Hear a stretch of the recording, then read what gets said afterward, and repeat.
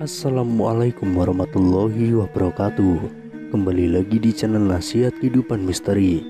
Pada video kali ini kami akan membahas tentang misteri Semar tidak menyukai Islam.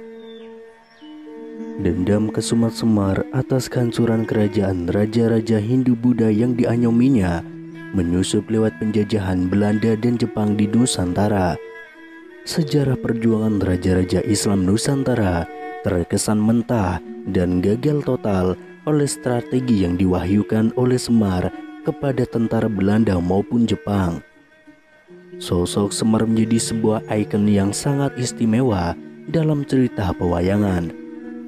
Tokoh ini khususnya bagi masyarakat Jawa dianggap sosok yang suci, bahkan tidak sedikit yang mensejajarkan Semar sebagai seorang panutan atau nabi.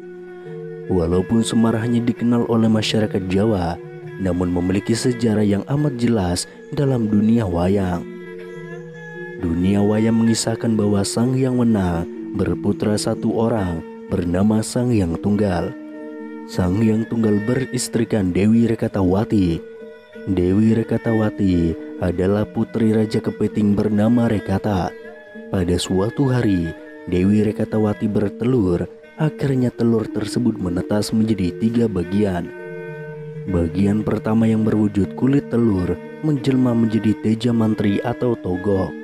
Putih telurnya menjadi Bambang Ismaya atau Semar, sedangkan kuning telurnya menjadi Manik Maya yang kemudian menjadi Batara Guru. Sumber lain mengatakan bahwa asal kejadian Teja Mantri atau Togok, Bambang Ismaya atau Semar, serta Manik Maya atau Batara Guru bukan anak Sang Hyang Tunggal dan Dewi Rekatawati, melainkan anak dari Siti Hawa, manusia pertama di bumi ini. Ketika manusia pertama diturunkan dari surga, yaitu Siti Hawa dan Nabi Adam, mereka masih belum mengerti tentang proses reproduksi, hingga tanpa melalui hubungan badan, kedua manusia pertama itu masing-masing mengeluarkan sel telur dan sel sperma. Dua jenis inti hidup manusia itu kemudian diletakkan di sebuah tempat. Kemudian Nabi Adam dan Hawa berdoa kepada Tuhan agar kedua embrio itu dijadikan manusia. Kekuatan doa Nabi Adam menjadikan spermanya berubah wujud menjadi 3 ruh manusia, masing-masing berwujud Nabi Ilyas, Nabi Sis, dan Nabi Khidir. Ketiga anak Nabi Adam ini berwujud ruh dan tidak memiliki badan kasar atau tubuh jasad. Sedangkan kekuatan doa Siti Hawa tidak mewujudkan sesuatu. Lantaran jengkel, maka sel telur itu dilemparkan oleh pemiliknya dan ditangkap oleh iblis. Di tangan iblis yang terkutuk, sel telur milik Siti Hawa dimohonkan doa kepada Tuhan Yang Maha Esa. Kekuatan doa iblis yang selalu dijebahi Allah merubah sel telur menjadi 3 makhluk halus, yaitu Togok, Semar, dan Batara Guru. Kawasan Eropa menjadi tempat tinggal Sang Teja Mantri atau Togok, sedangkan Batara Guru atas perintah iblis bersemayam di segitiga Bermuda yang memiliki nama lain yaitu Dajjal. Sementara sosok Bambang Ismaya atau Semar hidup di Indonesia, tepatnya di puncak Gunung Lawu, menjadi pengasuh raja-raja Nusantara. Tentu semua itu atas arahan, suruhan, dan didikan dari tuannya yang mengasuh mereka yaitu iblis laknatullah. Agama Hindu merupakan kepercayaan atau agama yang diciptakan oleh Bambang Ismaya atau Semar Badranaya. Sementara itu, Semar bersama dengan Dewi Sekarwati Mara juga menciptakan agama Buddha dan menyebarkannya di bumi Nusantara. Penyebaran kedua agama itu terjadi pada abad ke-1 Masehi hingga abad 12 Masehi. Pada tahun 1401, Sultan Muhammad I dari Istanbul, Turki mengutus 9 orang pilihannya untuk menyebarkan agama Islam di Nusantara, termasuk Pulau Jawa. Dalam penyebaran agama Islam itu, Syekh Subakir, salah satu nama dari 9 wali gelombang pertama, membawa batu hitam dan dipasangkan di seantero Nusantara. Khusus untuk tanah Jawa diletakkan di tengah-tengahnya yaitu di Gunung Tidar. Batu-batu hitam itu dimaksudkan memberikan keamanan dan kelangsungan hidup kaum muslimin di Nusantara. Efek dari kekuatan gaib suci yang dimunculkan oleh batu hitam menimbulkan gejolak.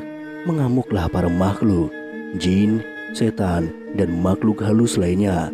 Maka Raja Jin yang diwakili oleh Semar dan Dewi Sekarwati marah, membuat kesepakatan setelah kalah bertarung adu kesaktian melawan Syekh Subakir. Ancaman pun sempat terlontar dari para dedemit.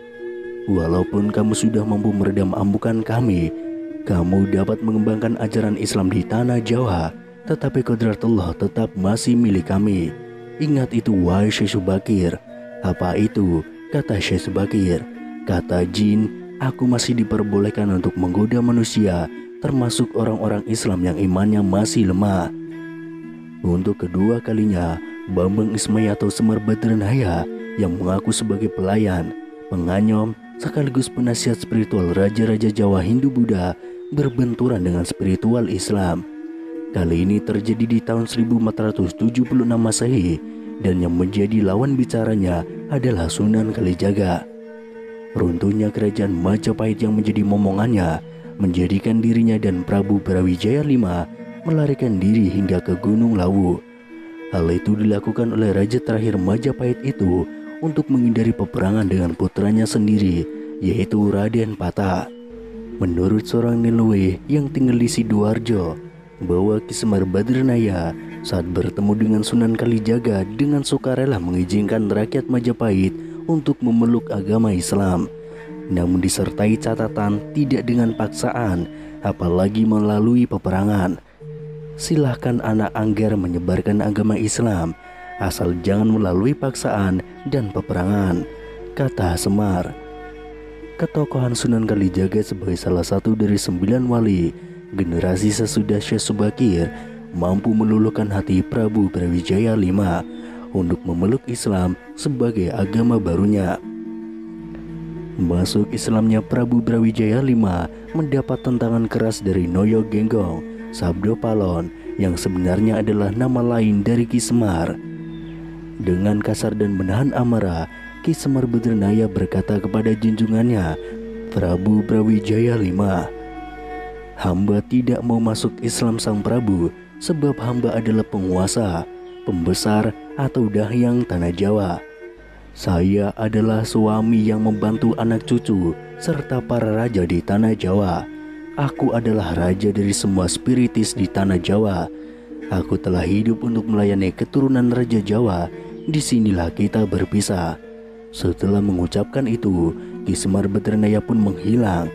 Namun Ki Semar Badranaya sempat memberikan ancaman akan membuat sengsara kepada penduduk Nusantara selama 500 tahun.